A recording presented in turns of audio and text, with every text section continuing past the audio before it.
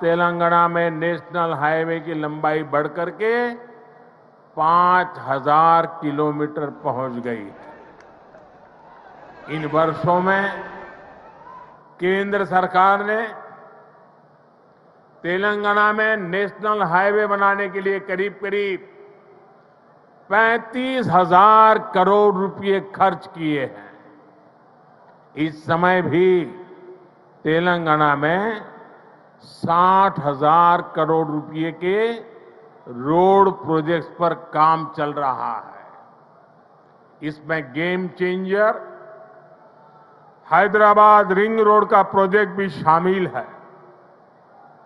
साथियों, केंद्र सरकार तेलंगाना में इंडस्ट्री और खेती दोनों के विकास पर बल दे रही है।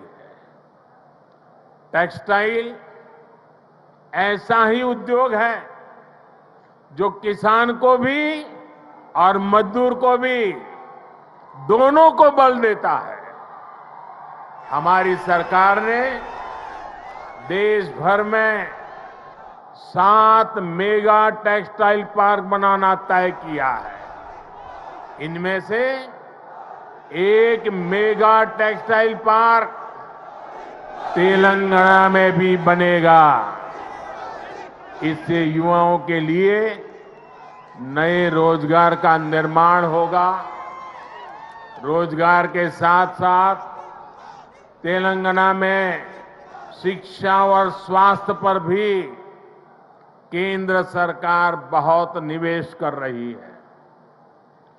तेलंगाना को अपना एम्स देने का सौभाग्य हमारी सरकार को मिला है। एम्स बीबी नगर से जुड़ी अलग अलग सुविधाओं के लिए भी आज काम शुरू हुए हैं। आज के ये प्रोजेक्ट तेलंगाना में ease of travel, ease of living और ईज ऑफ डूइंग बिजनेस तीनों को बढ़ाएंगे। हालांकि साथियों, केंद्र सरकार की इन कोशिशों के बीच मुझे एक बात के लिए बहुत पीड़ा है, बहुत दुख होता है, दर्द होता है। केंद्र के ज्यादातर प्रोजेक्ट्स में राज्य सरकार से सहयोग न मिलने के कारण हर प्रोजेक्ट में देरी हो रही है, विलंब हो रहा है। इससे नुकसान तेलंगाना के लोगों का, आप लोगों का हो रहा है।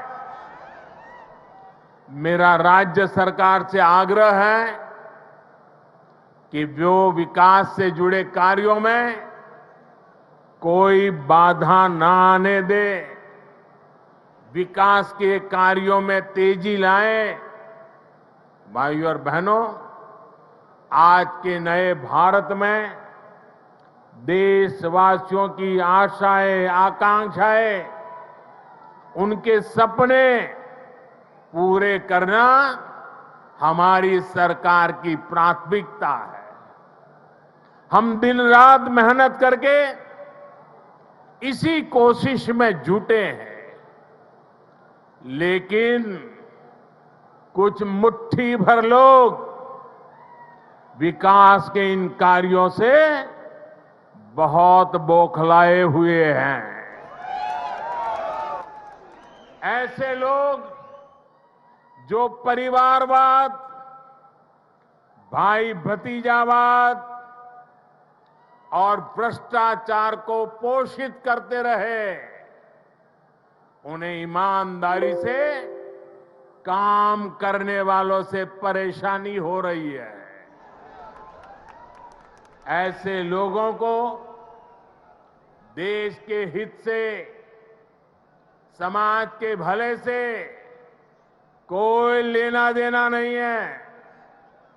ये लोग सिर्फ और सिर्फ अपने कुनबे को फलता फूलता देखना पसंद करते हैं।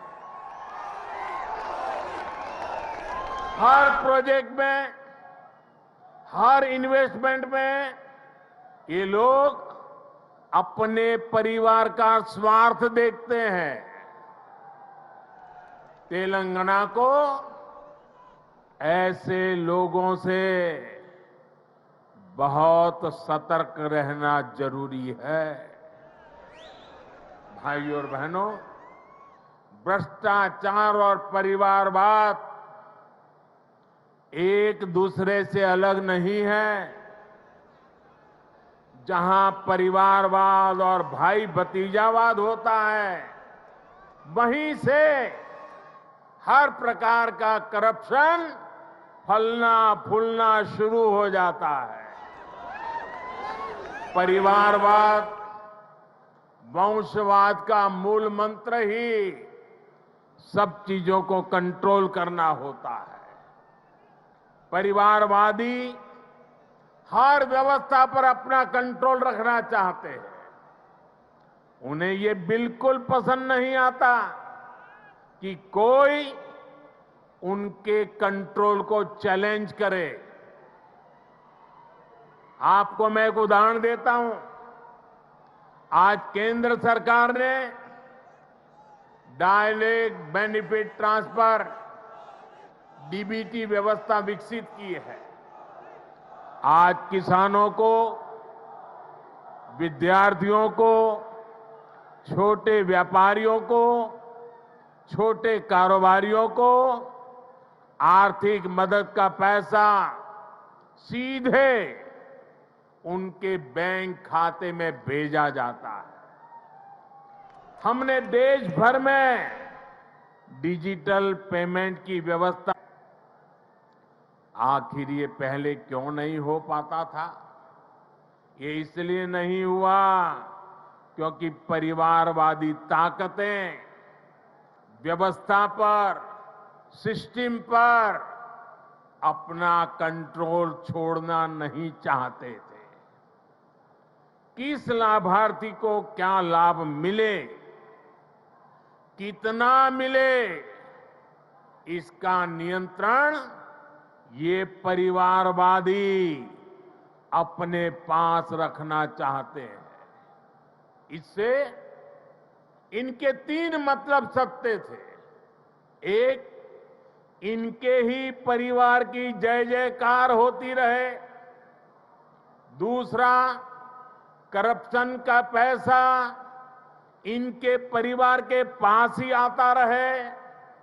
और तीसरा, जो पैसे गरीब के लिए भेजे जाते हैं, वो पैसे इनके भ्रष्ट इकोसिस्टम के अंदर बांटने के काम आ जाए। आज मोदी ने भ्रष्टाचार की इसलिए जड़ पर प्रहार कर दिया है। मुझे तेलंगाना के भाई बहन बताइए, आप जवाब देंगे? आप जवाब देंगे? भ्रष्टाचार के खिलाफ लड़ना चाहिए कि नहीं लड़ना चाहिए? भ्रष्टाचारियों के खिलाफ लड़ना चाहिए कि नहीं चाहिए? देश को भ्रष्टाचार से मुक्त करना चाहिए कि नहीं करना चाहिए? कितना ही बड़ा भ्रष्टाचारी हो, कानूनी कदम उठाने चाहिए कि नहीं उठाने चाहिए? भ्रष्टाचारियों के खिलाफ कानून को काम करने देना चाहिए कि नहीं करने देना चाहिए? और इसलिए ये लोग तिल मिलाए हुए हैं। बौखलाहट में कुछ भी किए जा रहे हैं। कुछ दिन पहले तो ऐसे कई राजनीतिक दल को अदालत में चले गए, कोर्ट के पास पहुंच गए थे कि हमें सुरक्षा दो। ये हमारे भ्रष्टाचार की किताबें कोई खोले नहीं, कोर्ट के पास गए। कोर्ट ने वहां भी उनको झटका दे दिया और क्या वापस भेज दिया। भाइयों और बहनों, जब सबका साथ, सबका विकास की भावना से काम होता है तो सच्चे अर्थों में लोकतंत्र मजबूत होता है। तब वंचितों, शोषितों, पीड़ितों को वरीयता मिलती है। और यही तो बाबा साहब आम्बेडकर का सपना था, यही तो संविधान की सच्ची भावना है। जब 2014 में केंद्र सरकार परिवार तंत्र की बेड़ियों से मुक्त हुई तो क्या परिणाम आया, ये पूरा देश देख रहा है।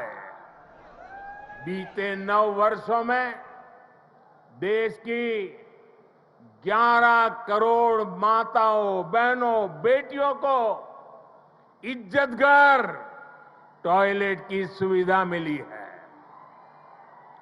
इसमें तेलंगाना के भी 30 लाख से अधिक परिवारों की माताएं, बहनों को भी ये व्यवस्था मिली है।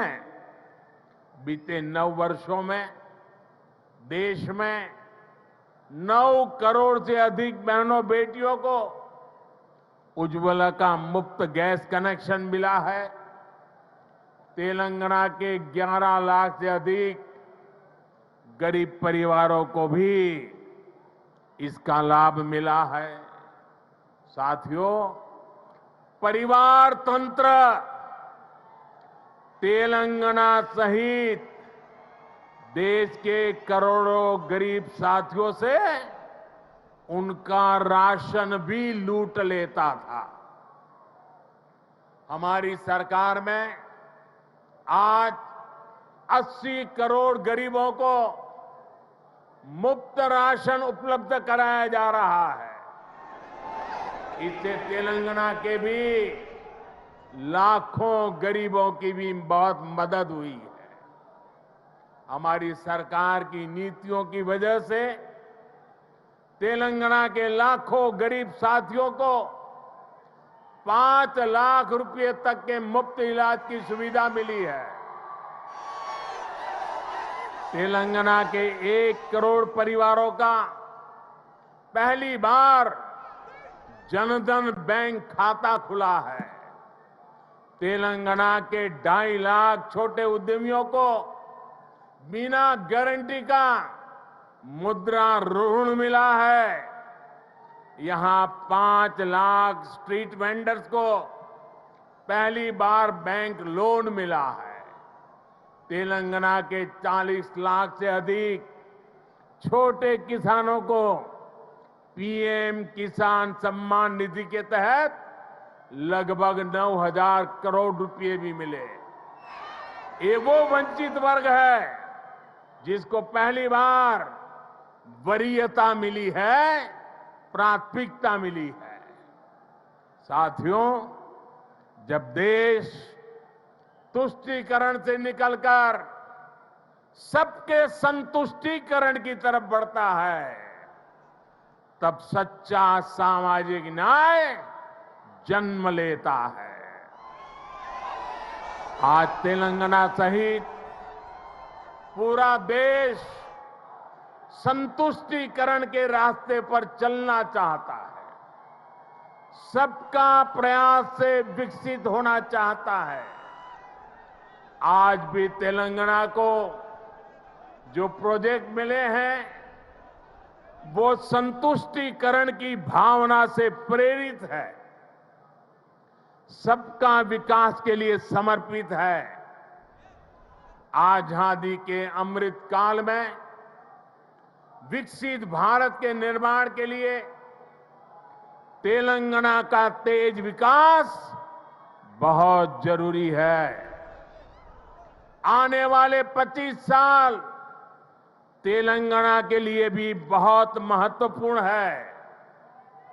तेलंगाना के लोगों को तुष्टीकरण तथा भ्रष्टाचार में डूबी हर ताकतों से, ऐसी हर ताकतों से दूर रहना ही तेलंगाना के भाग्य को निर्धारित करेगा।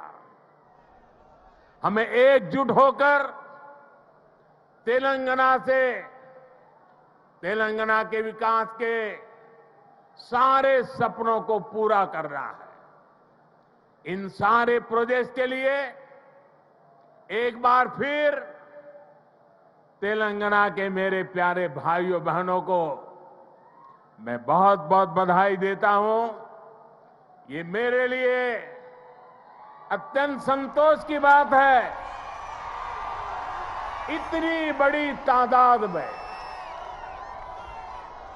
बड़ी तादाद में तेलंगाना के उज्जवल भविष्य के लिए, तेलंगाना के विकास के लिए आप हमें आशीर्वाद देने के लिए आए हैं।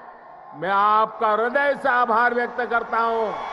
बोलिए भारत माता की, भारत माता की, भारत माता की। बहुत बहुत धन्यवाद।